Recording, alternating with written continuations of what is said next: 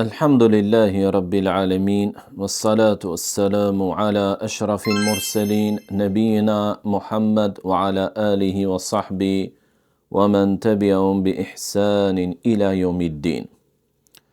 Më në fund, me mirësinë e Allahut të lartësuar, kemi hyrë në ditët e muajit më të begat të vitit, një muaj të cilin besimtarët e kanë përcjell të fundit me përmallim, me lot në sy dhe e kanë lutur Allahun e lartësuar që ta arrijnë përsëri. Kjo për shkak të vlerave të mëdha që përmban ky muaj. Dhe ja me mirësinë e Zotit, me suksesin prej tij, ne jemi në këtë muaj duke u përpjekur të bëjmë vepra të mira për të kënaqur krijuesin ton dhe për t'u afruar tek ai. Normalisht muaji i Ramazanit është muaj me vlera të mëdha, pothuajse të gjithë i dimë vlerat kryesore të tij, muaj i cili agjërohet dhe agjërimi i tij është shtylla e Islamit, muaj në të cilin besimtarët falen, lexojnë Kur'anin, sepse është muaji kur filloi zbritja e Kur'anit. Ky është një muaj të cilin besimtarët e konsiderojnë si një rast të volitshëm, si një rast, ndoshta rastin më të mirë gjatë gjithë vitit për t'ju afruar Allahut, sepse profeti alayhi salatu wassalam ka treguar në hadithet e tij se në këtë muaj shejtanët prangrosen për armiqt e njeriut, ata të cilët gjatë gjithë vitit e shtyjnë dhe përpiqen ta tundojnë në mëkate, tani janë të prangrosur. Dhe një thirrës në çdo natë të Ramazanit të fton në vepra të mira, ya baghiyal khairi aqbil, o dëshirues i të mirave vepro, dhe të ndalon nga të keqijat, ya baghiyal sharri aqsir, o dëshirues i të keqes përmbahu, ndalohu. Muajin e të cilin jemi pranë xhennetit sekur dhe më larg zjarrit sekur, sepse portat e xhennetit janë të hapura dhe ato të zjarrit janë të mbyllura. Por, si mund t'i fitojmë këto vlera të mëdha të Ramazanit? Si mund të dalim nga ky muaj ashtu siç tregoi profeti alayhi salatu wassalam në hadithin e njohur të tij, se ai i cili falet në Ramazan e në një hadith tjetër agjeron Ramazanin, me besim dhe me shpresë do t'i falen gjunahet e mëparshme. Si mund t'i arrijë besimtari dhe besimtarja këto vlera të mëdha, të cilat në të vërtetë janë një dhuratë e madhe nga Zoti bujar? Të tillë duhet ta konsiderojmë ne, edhe për to duhet të gëzohemi shumë. Pra zemra jon të jetë e lumtur, në zemrën tonë të ketë fest, gëzim për këto dhurata nga Zoti bujar në këto ditë të Ramazanit. Thot Allahu i lartësuar, "Qul bi fadlillah wa bi rahmetihi fa bidhalika falyafrahu huwa khayrun mimma yajma'un." Thuaj, me mirësinë dhe mëshirën e Allahut le të gëzohen ata, sepse kjo është më e mirë se çdo gjë tjetër prej pasurisë që ata grumbullojnë. Duhet të dimë se muaji i Ramazanit nuk është muaji ku besimtari i lejon vetes së tij që të humb kohën me biseda të kota, me angazhime të kota, apo edhe të lejuara, por që janë të tepruara, apo me vaktet, qoftë edhe vaktet e iftareve, duke pritur e duke përcjell, dhe me këtë gjë ha nga koha e tij, me të cilën mund ta mbushte me vepra të mira. Pra besimtari në këto ditë duhet të jetë i kujdesshëm, duhet të jetë i mençur, sepse nuk janë ditë që zgjasin gjatë gjithë vitit, është vetëm një muaj, ayyaman ma'dudat, thot Allahu i lartësuar, ditë të numëruara, pra janë fare pak. Dhe ti mund të kesh dëshirë të bësh shumë vepra të mira, por koha është e pamjaftueshme. Atëherë, me mençurinë dhe dritën nga Allahu Azza wa Jall, duhet të përzgjedhësh më të mirat, ato që kanë dobi më të mëdha për të forcuar besimin tënd dhe që të afrojnë më shumë tek Zoti yt. Kështu, nga gjërat që mund të bëjmë në Ramazan dhe që duhet i bëjnë të gjithë agjëruesit dhe agjërueset është leximi i Kur'anit. Saqë kur dietarët pyeten se në të muajt e Ramazanit a është e mirë që krahas leximit të Kur'anit të lexoj edhe libra të tefsirit, thonë më e mira është që të përqendrohesh, të fokusohesh vetëm në leximin e Kur'anit. Natyrisht nëse ke ndonjë paqartësi në ndonjë fjalë apo në tekstin, kuptimin ndonjë ajeti, mund t'i referosh ndonjë libri të tefsirit, por përqendrimi më i madh, angazhimi kryesor të jetë leximi i Kur'anit. Kjo është tradita e dietarëve të hershëm që në kohët e hershme, të cilët e ndërprisnin mësimin e haditheve, mësimin e fesë, dhe ata dhe nxënësit e tyre angazhoheshin vetëm me leximin e Kur'anit. Thot Allahu i lartësuar, shahru Ramadan alladhi unzila fihi al-Qur'an. Muaji i Ramazanit është muaji në të cilin zbriti Kur'ani. Dhe vjen në hadith të saktë tek Buhariu se profeti alayhi salatu wassalam në çdo Ramazan e përsëriste Kur'anin me Xhibrilin. Pra ky ishte një zakon edhe i profetit alayhi salatu wassalam në të muaj të veçantë.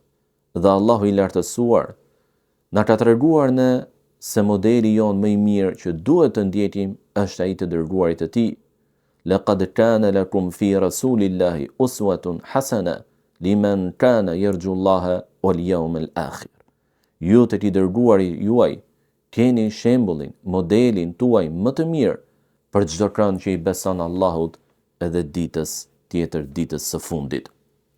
Prandaj, kur themi që duhet të pasojmë profetin alayhi salatu wassalam, duhet të pasojmë atë edhe në këtë aspekt. Pra cili ishte angazhimi i tij në muajin e Ramazanit. Dhe profeti alayhi salatu wassalam në hadithe të ndryshme të tij ka treguar për vlerën e madhe dhe shpërblimin e madh të leximit të Kur'anit. Ku me një shkronjë nga fjalët që përbëjnë Kur'anin, ti fiton 10 shpërblime, apo edhe më shumë në varësi të sinqeritetit.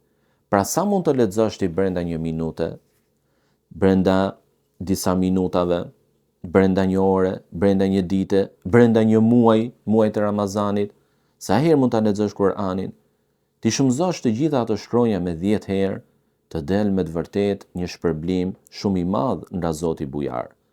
Prandaj mos e privo veten tënde nga kjo dhuratë e madhe e Zotit tënd, nga këto shpërblime të mëdha, sepse Ramazani mbaron shpejt dhe të gjithë jemi koshient, të gjithë e pyesim veten dhe njëri tjetrin në ditën e fundit të Ramazanit sa shpejt iku ky muaj. Kaluan disa ditë nga ky muaj. A nuk na duket që ikën shpejt? Patjetër që ikën shpejt. Kështu do të ikin edhe ditët e tjera. Prandaj tregohu i mençur, tregohu xheloz me kohën tënde. Tregohu xheloz për atë që të bën dobi ty. Dhe nga veprat më të mira që mund të bësh në Ramazan si sham është leximi i Kur'anit. Por e theksojmë këtë gjë, përpiqu që kur të lexosh Kur'an, mania jote të mos jetë leximi apo përfundimi sa më shpejt i Kur'anit. Përpiqu të lexosh me meditim. Afala yatadabbaruna al-Qur'an? A nuk po meditojnë ata në leximin e Kur'anit apo dëgjimin e tij? Pra ti pse lexon Kur'anin? E lexon Kur'anin që të përfitosh, të kuptosh mesazhet, urdhëresat, ndalesat, këshillat, kërcënimet, paralajmërimet nga Zoti yt. Të kuptosh mesazhin që Allahu kërkon të përcjell me anë të historisë së popujve dhe profetëve të mëparshëm. Ti bësh dobi vetes tënde, të frikësosh zemrën tënde me ajetet ku përmenden dënimet, dhe të përmallohet zemra jote me ajetet ku përmenden shpërblimet. Pra lexoje Kur'anin, angazhohu gjatë ditëve, orëve të Ramazanit me leximin e Kur'anit, por jo të jetë një lexim i zhveshur nga përfitimet, të jetë një lexim i zhveshur nga meditimi thellë në porositë dhe ajetet kuranore. Dhe gjithashtu përpiqu që leximin e Kuranit ta bësh edhe në prezencë të familjes tënde, në mënyrë që t'i nxisësh ata në leximin e Kuranit. Tu japësh atyre një model të mirë, sepse ti je prind, dhe prindi do apo nuk do është model për fëmijët e tij. Nëse ata shohin te ty një raport të mirë me Kur'anin, sidomos në këtë muaj të begat, atëherë do të mbes në kujtesën e tyre, por do t'jetë edhe një nxitje për ta që të marrin një kopje tjetër të Kur'anit në shtëpi dhe ta lexojnë krahas teje bashkë me ty. Dhe një tjetër vepër e mirë me të cilën duhet të angazhohemi dhe të shfrytëzojmë ditët dhe netët e Ramazanit, padyshim që është edhe namazi nafile e në mënyrë të veçantë namazi i natës. Thot profeti alayhi salatu wassalam, afdalu salati ba'da al-farida qiyamul layl. Namazi më i mirë pas atij farz është namazi i natës. Është namazi i natës. Nuk po flasim këtu për namazet farz, sepse këto janë detyrë për ne. Në çdo ditë dhe çdo natë të vitit. Kjo është një çështje që nuk diskutohet, sepse namazi është yll e Islamit dhe vjen menjëherë pas tauhidit të Allahut të lartësuar. Por këtu po flasim për namazin e natës, për namazin e teravive, që mund të falet pas yatsis apo edhe në orë të tjera të natës. Apo besimtarit i lejohet që krahas teravive të fali në shtëpinë e tij përsëri namaz të natës. Profeti sallallahu alaihi wasallam fali natën dhe Allahu i lartësuar i ka lavdëruar ata të cilët falen natën. Kanu qalilan min al-layli ma yahja'un wa bil ashari hum yastaghfirun. Thot Allahu i lartësuar duke përshkruar robërit e tij të mirë, ata flinin pak natën dhe në kohën e syfyrit bënin istighfar, pra i kërkonin falje Allahut. Përse flinin pak natën? Sepse në pjesën tjetër apo dërmuese të natës, ata angazhoheshin me adhurim, me faljen e namazit. Dhe profeti alayhi salatu wasalam ka thënë: "Men qama Ramadana imanan wa ihtisaban, ghufira lahu ma taqaddama min dhanbi." Ai që falet në Ramazan me besim dhe me shpresë në shpërblimin e Allahut, do t'i falen gjunahet e mëparshme. Men qama lejletul qadri imanan wa ihtisaban, ghufira lahu ma taqaddama min dhanbi. Ai i cili falet natën e kadrit me besim dhe me shpresë, do t'i falen gjunahet e mëparshme. Pra namazi i natës, në mënyrë të veçantë, në muajin e Ramazanit, ka një dobi tepër të madhe. Dhe në një hadith profeti alayhi salatu wassalam ka treguar se në xhennet ka banesa, dhoma shumë të mëdha, transparente. Pra ata që janë jashtë i shohin ata që janë brenda. Pra ata që janë jashtë shohin brendësinë, ambientin brenda këtyre banesave të mëdha, stolit, orendit e bukura, përjetimet e mrekullueshme të banorëve të tyre në ato dhoma apo banesa të mëdha. Por edhe ata që janë brenda shohin se çfarë ka për jashtë. Pra e shijojnë bukuritë e xhenetit duke qenë brenda banesave të tyre. I thanë: "O i dërguari i Allahut, për cilët janë këto banesa të tilla kaq të bukura?" Profeti sallallahu alaihi wasallam tha: "Liman ataba al-kalam wa at'ama at-ta'am wa salla bil-layli wan-nasu niyam." Janë për ata të cilët flasin mirë. Pra fjala e tyre është e bukur, fjalë me dobi, fjalë e nxjerr apo e përfituar nga mësimet kuranore, nga hadithet profetike. Janë për ata të cilët i ushqejnë të uriturit, nevojtarve u japin ushqim, kontribojnë për ta. Dhe për ata të cilët falen kur të tjerët janë në gjumë.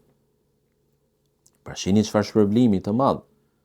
Dhe në hadithet e tjera profeti sallallahu alaihi wasallam ka treguar se namazi i natës është zakoni i njerëzve të mirë. gjë që do të thotë se me anë të namazit të natës dhe namazit të ravive konsiderohet namaz natë, sepse falet gjatë natës, në falja e namazit të natës të bën ty ndër njerëzit e mirë, të afron ty tek Allahu i lartësuar. Prandaj muaji i Ramazanit ndër të tjera është një rast i mirë që ti të fillosh këtë adhurim. Pra në praktikën tënde vjetore të shtosh edhe këtë adhurim. Pra kur të mbaroj Ramazani, mos e ndërprit namazin në natës. Por që të arrish të gjë, duhet ta falësh gjatë Ramazanit. Prandaj shfrytzoje, mos e humb kohën gjatë netëve me çështje të padobishme, duke lundruar në rrjetet sociale, nga njëra platformë në tjetrën, nga njëra bisedë në tjetrën me miq, shokët e tu e tjerë, nga njëra video në tjetrën, por përpiqu të merresh me veten tënde. Përpiqu që ti të angazhosh gjymtyrët e tua me përulësi, me përkushtim ndaj Zotit tënd. Dhe një nga ato gjëra është edhe namazi i natës. Çfarë mund të bëjmë tjetër? Si mund ta shfrytëzojmë në mënyrë tjetër muajin e Ramazanit, ditët dhe netët e tij, me anë të dhikrit.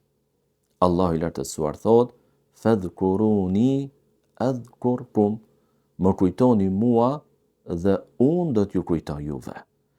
Dietari i madh i Islamit, Ibnul Qayyimi, Allahu e mëshiroft, ka thënë se adhurimi më i mirë është ai adhurim, ka thënë, agjërimi më i mirë është ai agjërim të cilin e bashkangjit apo e shoqëron dhikri i Allahut. Dhe me të vërtetë është një fjalë e madhe, një fjalë shumë e saktë. Pse? Ai i cili agjëron dhe e përkujton Allahun me anë të leximit të Kur'anit apo me anë të dhikrit, subhanallah, alhamdulillah, e formave të tjera të dhikrit të ligjësuar.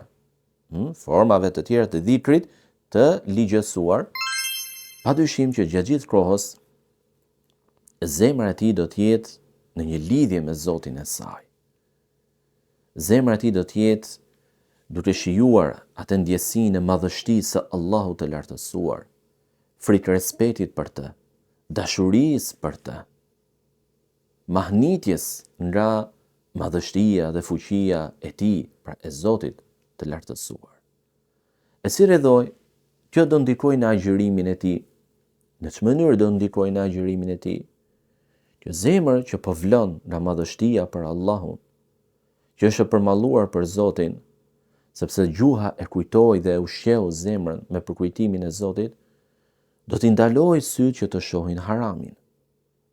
Do të ndaloj gjuhën që të flasë haramin. Do t'i ndaloj gjymtyrët, shqisat e tjera të trupit të njeriut që të prekin haramin. Sepse zemra është mbreti i gjymtyrëve. Thot profeti sallallahu alaihi wasallam, a nuk është në trupin e njeriut një copë që kur ajo është e mirë, copmishi është i mirë tër trupi, dhe kur ajo prishet, dëmtohet, prishet dhe dëmtohet i tër trupi, edhe ajo është zemra. Prandaj fjala e Ibn Qayyimit rahimahullah është me të vërtetë një fjalë që tregon thellësinë e kuptimit të adhurimit të agjërimit nga ana e këtij dietari. Dhe ndër përkujtimet e dhikrit që mund të themi është se në një hadith profeti sallallahu alaihi wasallam ka thënë: "A doni t'ju tregoj juve për veprën më të mirë, më e mirë se sa të shpenzoni, të jepni sadaka nga floriri dhe argjendi juaj, më e mirë se sa të ballafaqoheni, të ndesheni me armikun tuaj, duke goditur njëri tjetrin, herë ju godet ai juve dhe herë e godisni ju atë." I thanë: "Na trego, o i dërguari i Allahut." Tha: "Dhikri i Allahut të lartësuar." Pra shihni çfarë vlere të madhe ka dhikri, dhe normalisht ai merr një vlerë akoma dhe më të madhe gjatë muajit të Ramazanit, ku ti nuk e ke agjërimin tënd vetëm uri dhe etje, dhe gjuha merret me çështjet e dynjas.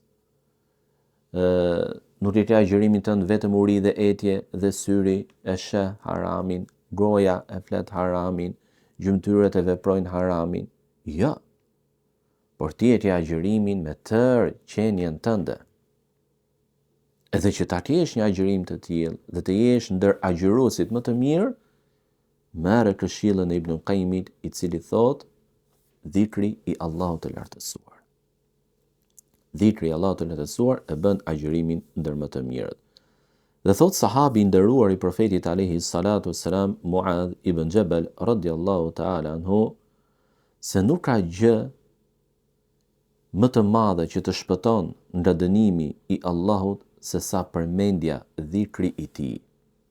Dhe dhikri, vëllezër, është një adhurim shumë i lehtë. Është një adhurim të cilin ti mund ta kryesh në çdo gjendje, mund ta kryesh në çdo kohë, mund ta kryesh në çdo vend.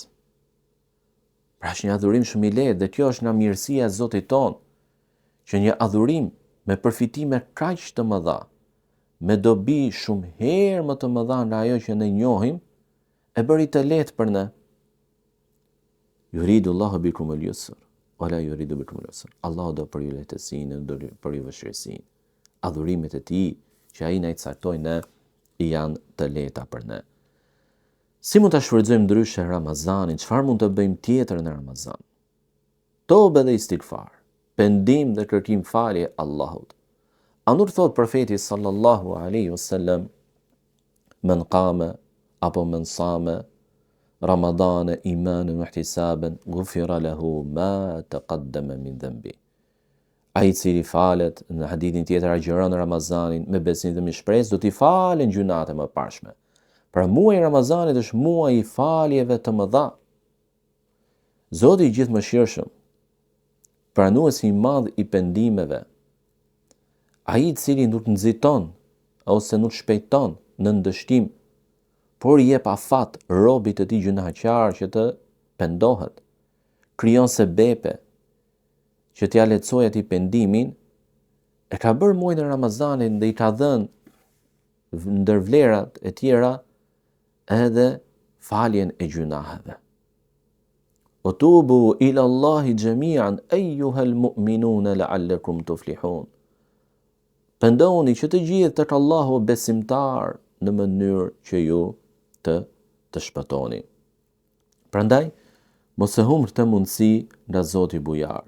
Ja ayyuhalladhina amanu tubu ila Allahi taubatan nasuha. O besimtar, pendohuni tek Allahu me një pendim të sinqert, të vërtet. Kjo është një thirrje nga Zoti i gjithëmëshirshëm. Kjo është një thirrje nga Zoti i gjithëmëshirshëm për njerëzit gjunaqar. Tubu ila Allahi taubatan nasuha. Pendoni tek Allahu me pendim të vërtet. Dhe ai që kërkojnë nga ne të pendohemi, pse kërkoj të gjë? Sepse na pranon në të pendimin. Inna Allahu yuhibbu at-tawwabin. Allahu i do ata që pendohen. Shihni sa e madhe është mëshira e Allahut. Dhe ne jemi në muajin e mëshirës. Portat e xhenetit janë hapur. Në një hadith tjetër profeti alayhis salam thot abwabu rahma, hapen portat e mëshirës. Dhe profeti sallallahu alaihi wasallam në një hadith ka treguar se Allahu i lartësuar e shtrin dorën e tij natën që të pendohet gjunaqari i ditës, dhe shtrin dorën e tij ditën që të pendohet gjunaqari i natës, dhe kjo derisa të lind dielli nga perëndimi. Prandaj mos u bëj pesimist. Muaji i Ramazanit është muaji i reflektimit për gjunahet e tua. Është muaji i pendimit. Duhet të ndjesh keqardhje për atë që ka kaluar një vit i tërë. Sa gjunahe mund të bërë besimtari? Aq shumë sa nuk i mban dot mend.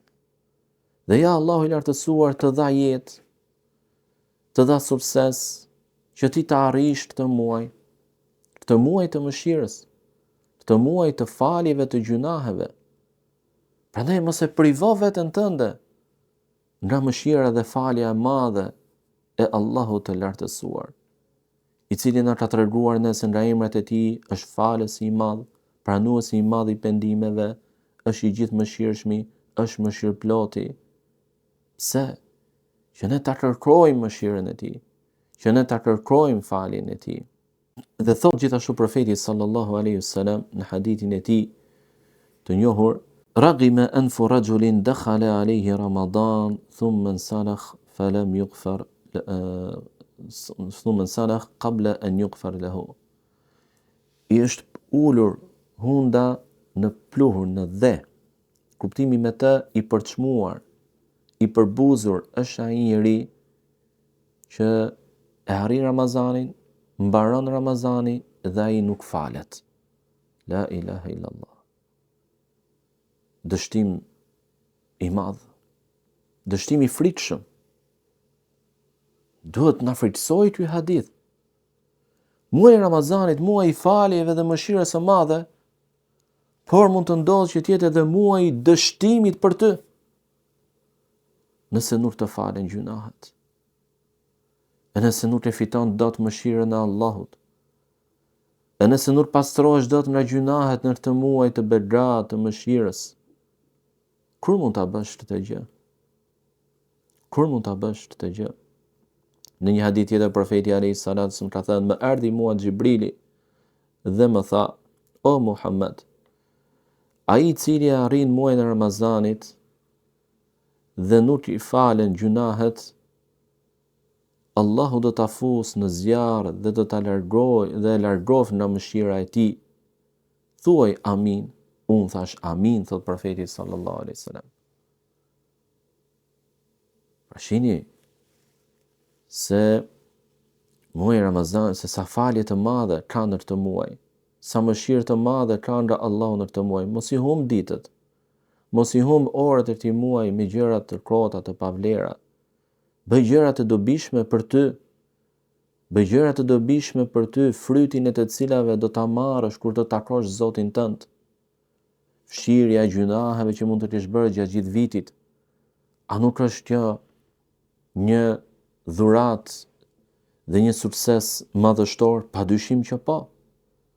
Imagjinoni pra gjunahet e tërë vitit, sa mund të jenë? Me dhjetra, me qindra, me mira, apo me qindra mira, Allahu na ruaj. Dhe ja të fshihen. Ky është sukses i madh, por nëse nuk të fshihen, me të vërtetë që ky është një dështim tepër i madh. Dhe nga gjërat me të cilat mund ta shfrytëzosh dhe duhet ta shfrytëzosh muajin e Ramazanit, është edhe dhënia e sadakas. Ibn Abbas radhiyallahu ta'ala anhuma tregon se profeti sallallahu alaihi wasallam ishte njeriu më bujar. Dhe bujaria e tij bëj akoma dhe më e madhe në Ramazan kur takonte Xhibrilin. Profeti alayhis salam njeriu më bujar dhe nuk ka dyshim në të, sepse çdo vlerë dhe virtyt që ekziston tek i dërguari i Allahut sallallahu alaihi wasallam gjendej në formën dhe mënyrën më të plotë. Por në Ramazan bujaria e tij bëj akoma dhe më e madhe. Pra nga gjërat me të cilat ne duhet ta ndjekim dhe ta pasojmë apo ta marrim si model të dërguarin e Allahut sallallahu alaihi wasallam në këtë muaj, është edhe sadakaja. Është edhe bujaria, dhe Allahu i lartësuar në Kur'an i lavdëron ata që japin sadaka. Wal mutasaddiqin wal mutasaddiqat, dhe ata që japin sadaka nga meshkujt, por edhe ato që japin sadaka nga femrat. Dhe gjithashtu Allahu i lartësuar ka thënë: "Wa ma anfaqtum min shay'in fa huwa yukhlifu wa huwa khairu raziqin." Dhe çdo gjë që ju jepni, apo për çdo gjë që ju jepni, Allahu do ta zëvendësoj dhe ai është furnizuesi më i mirë. Shikojini sa i bukur është ky ajet kuranor, vëllezër. Dhe ne duhet ta kujtojmë shpesh në këtë muaj që të jemi për atyre që japin sadaka. Dhe që të japësh sadaka nuk është kusht të jesh i pasur, secili mund të japi në brenda mundësive të tij. Thot Allahu i lartësuar, dhe për çdo gjë që ju jepni, Allahu do ta zëvendësoj. Pra kush doli garant që do ta furnizoj ty atë që i jep? Doli sunduesi i universit, ai që ka gjithçka, bujari absolut, bujaria të cilit nuk shtaron, nuk zbehet, dhe nuk pakësohet kurrë. Por është e pakufishme, si çdo cilësi tjetër e tij. Allahu doli garant. Prandaj mos u frikëso. Mos mendo se ajo që dhe humbi nga ty tani. Jo. Allahu do ta zëvendësojë ty. Dhe ti do të marrë shpërblimet për të në botën tjetër. Dhe shpërblimet që do të marrësh, padyshim që janë shumë herë më të mira, shumë herë më të mëdha se sa ajo pasuri materiale e kësaj bote të pavlerë që ti dhe për hir të Allahut të lartësuar.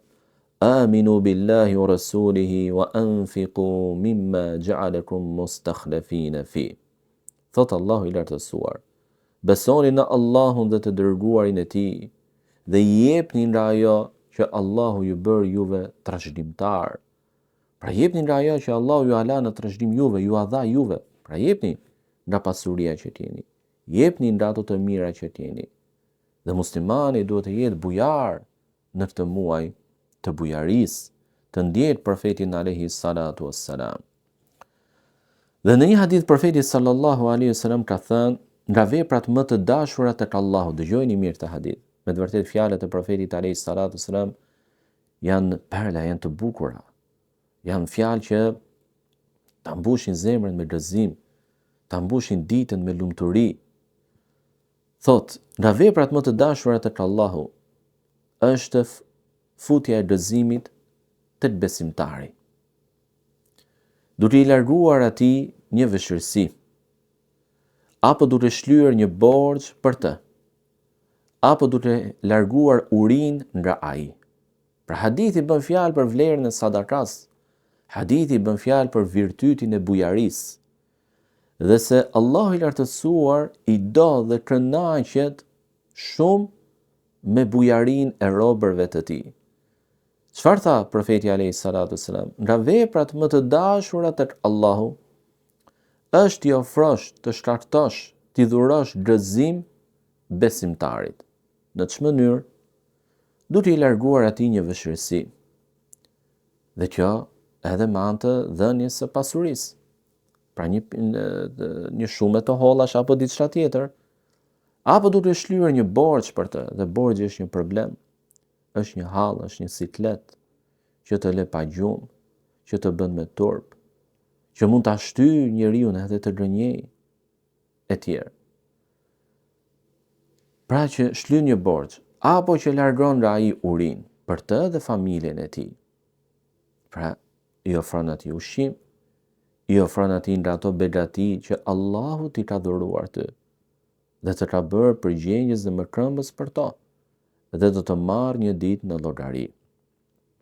A do që të jesh nga ata të cilët bëjnë ndër veprat më të dashura tek Allahu, atëherë dije se në muajin e Ramazanit ndiqe profetin alayhi salatu wasalam edhe në këtë aspekt, ndiqe në bujarinë e tij. Dhe në një hadith profeti alayhi salatu wasalam ka thënë, dhe mbyllim me këtë hadith sepse jemi të lodhur, nga agjërimi jeni të lodhur, në faljen e namazit të teravive, dikush edhe mund të dëshirojë të falet prap natën, por duke përpjekur të përcjellim një mesazh sa më shkurt, të përmbledhur, për të qenë motivues për vepra të mira dhe për një agjërim sa më të mirë. Thot profeti sallallahu alaihi wasallam se në çdo ditë që lidhin, në çdo ditë të re që lind, që vjen, dy melajke zbresin dhe thonë: O Allah, atij që jep, zëvendësoja. Tjetri thot: O Allah, atij që nuk jep, shkatroja pasurinë, hiqja, falimentoja atë. Allahu i lartësuar caktoi dy melajke që të bëjnë këtë dua. Pse e caktoi? Sepse e pranon duan e tyre. E pranon duan e tyre. Prandaj kur ti jep, që të përfshin duaja e melekut. Dhe duaja e tij është e pranuar nga Allahu i lartësuar. Por nëse besimtari tregohet koprac dhe nuk jep, dhe nuk u ofron ndihmë të tjerëve nga ajo që Allahu i ka dhënë, atëherë përfshin duaja me melekut tjetër dhe rrezikohet parsimi, humbja, falimentimi i pasurisë së tij. Prandaj një nga mënyrat më të mira që investon për shtimin e pasurisë tënde është bujaria. Allahu tregua bujar me ty dhe ti tregohu bujar me robërit e Allahut. Në fund e lutim Allahun Azza wa Jalla t'i pranojë adhurimet tona, ditët e mbetura në ky muaj të jenë më të mira se ato që kanë kaluar. Wa subhanakallahumma bihamdik, ashhadu an la ilaha illa anta astaghfiruka wa atubu ilaik.